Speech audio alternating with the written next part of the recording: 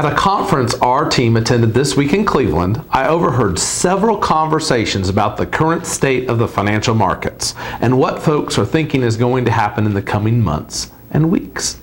People look back at the crash of 2000, the crash of 2008, and then they look at the current market rally and they think we're inevitably due for another crash. The thing is, the markets don't remember what happened in the past any more than the roulette wheel remembers what color came up on the last spin. While some folks look at the good rally in the market and see it as a terminally ill patient whose death is imminent, I like to think that maybe it's a 7 or 8-year-old child without any looming health problems. Maybe this 8-year-old won't have any issues until it turns 16 and starts driving. Now, I'm no better at predicting the financial markets than anyone else. But we all have to agree that checking the vital signs of the market is important.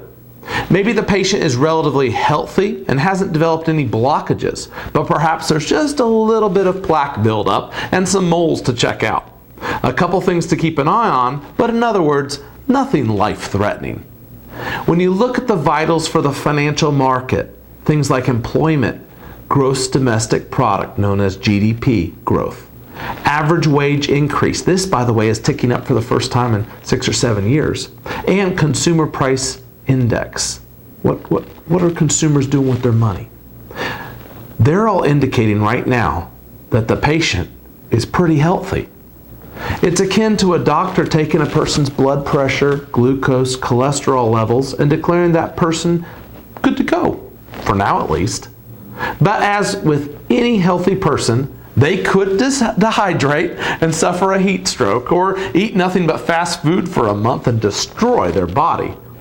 My point is that it's presumptuous to think that just because the market is near an all-time high, that a crash has to occur. I do compare the markets to the human body here.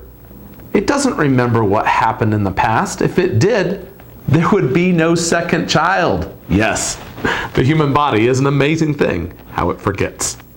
Now keep in mind that I'll never tell you to invest with abandon and just throw caution in the wind. It's much more prudent to base your investments on actual, real economic data and monitor that data for change in patterns, just like it's a good idea to check your blood pressure from time to time and make sure that you're still healthy. This is a much better long-term strategy than saying either A, I'm going to take my money out and wait for the thing to crash, or B, I'm not going to put any more money in until it crashes. At the end of the day, neither of us knows if today happens to be the market top or if the fix is in and what we are experiencing will be remembered as the greatest manufactured bull market in the history of the world by our Federal Reserve. But until then, we can simply keep checking the vitals.